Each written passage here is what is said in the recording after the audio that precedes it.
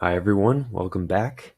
In today's video, we'll be going over episode 4, and I will be giving you some context of episode 5 of Marvel's WandaVision. So, before we start, I'd like to, as always, just put a spoiler alert right here for episodes 1 through 4 of WandaVision, and really any basic Marvel projects before that, just in case there are any.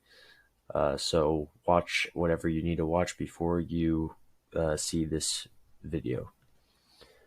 All right, so to begin, we'll be going over episode 4, and as a reminder, the year is 2023, and we've basically come back to reality after episode 3, and I hope you'll realize that I was right in saying episode 4 just totally explains a lot and really gets people up to speed. So we start with Monica returning from the blip, and the blip was basically everyone who was snapped away 5 years ago came back, and that's why the year is 2023. And she met with Tyler Hayward, who is the director of S.W.O.R.D., and was assigned to the case in Westview, and that's when she got sucked in after meeting Jimmy Woo. So everyone starts to discover what's actually going on. Darcy discovers the broadcast. Jimmy connects to the radio, which can be, and he can be heard back in episode 2. And then the beekeeper in the helicopter. So the beekeeper ended up being the guy in the hazmat suit that they sent to go investigate. And the helicopter was actually the drone that they sent in at the beginning of episode 4. Monica, just like the end of episode 3, was sent out of Westview. Wanda blasted her out of her little reality, and Wanda sees Vision's dead face. That's pretty creepy. And Wanda is in control, is what Monica realizes. She's kind of in control of the whole show. So episode 4 does a lot of the explaining for me, and there's really not a lot to set up for episode 5. But what I really want to discuss is Vision.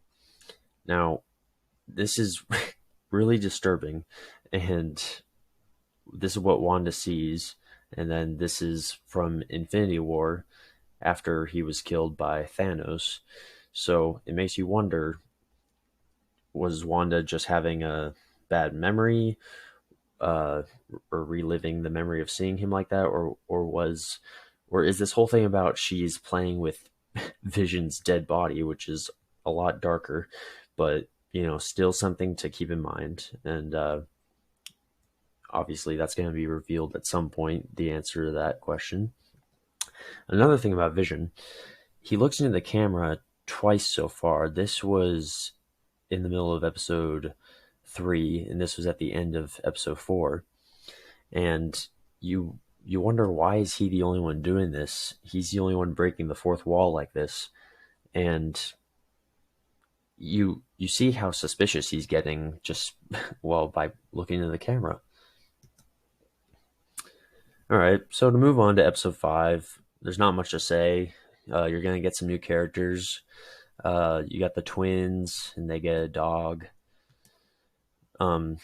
Back in S.W.O.R.D., after Monica recovers, you're going to see these 3 finally meet and team up, and they're going to try to work the case together. They're going to try to figure out Westview and all the cast members, and what actual person plays each character in the show WandaVision.